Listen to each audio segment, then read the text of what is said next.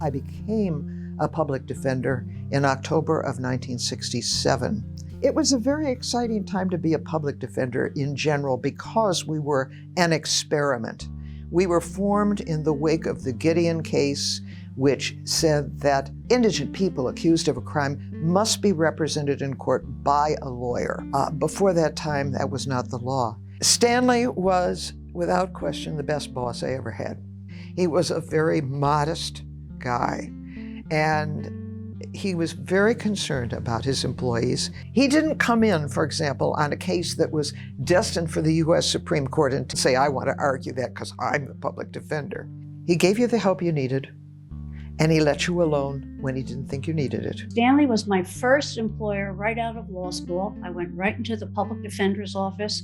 But soon after my graduation in 1970, in 1974, Governor Brendan Byrne created the most unusual state cabinet level department ever, the Department of the Public Advocate.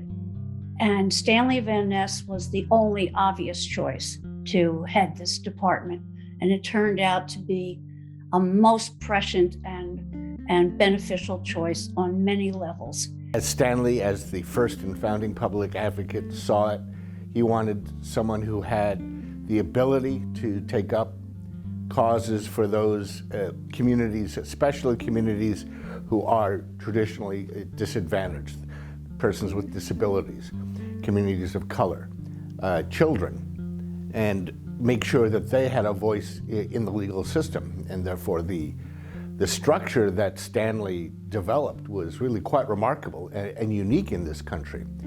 Other governmental units, other states have something called the public advocate, but this was really quite broad. And the statute authorized the public advocate to indeed bring litigation on behalf of the public against any governmental entity, including the state. So ironically, he had the power, although a member of the governor's cabinet, he could even sue the governor. He really wanted the public advocate's office to be in the forefront of kind of cleaning house where it needed to be cleaned in government.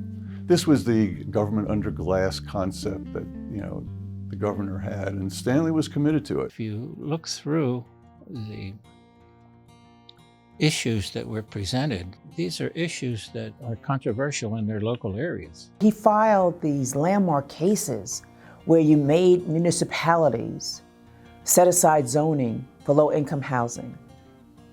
You had situations where he prevented state funds to go to nursing homes if they did not meet the state standard. He protected the beaches for the citizens in New Jersey and made shoreline municipalities open their beaches for all of us in New Jersey. He even had a case against the Boy Scouts of America to help disabled Boy Scouts who could not meet the swimming requirement because of their disability. Our division brought lawsuits on behalf of the mentally ill who were caught up in both the involuntary commitment mechanism. We brought suits challenging those regulations. And we also brought suits on behalf of hospitalized patients challenging the quality of treatment and general conditions. He was right in there, picking cases that were not popular, but needed to be decided. And many of the cases that the public advocate did fed directly into what legal services has come to do.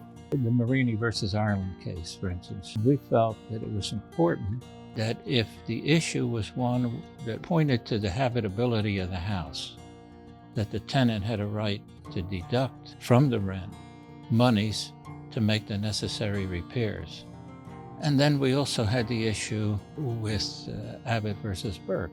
It was interesting because you have a community that's property poor against a community that's property rich. He was able to work through many difficult issues that were confronting the public advocate. And I think if you just take one example as the Mount Laurel cases that created such conflict in North Jersey, well, Stan had to actually shepherd those cases through very hostile territory.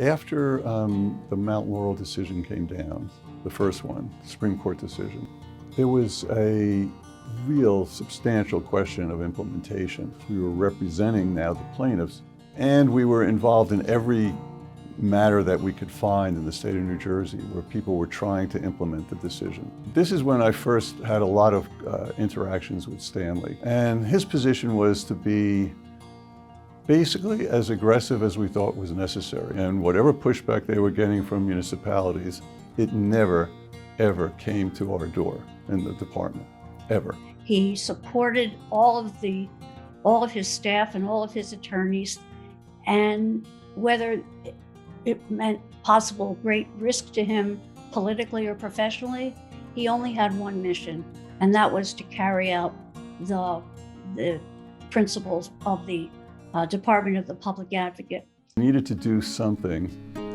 that was going to bring this case and this issue of discrimination in housing in the suburbs to the forefront again and make it clear to the state that it was not going to be going away. So we made the decision to sue every municipality in the wealthiest county in the state, which was Morris County. And that was a bombshell when the public advocate sued 27 municipalities in Morris County, challenging all of their lack of compliance with the Mount Laurel decision. It was a huge splash in the water politically.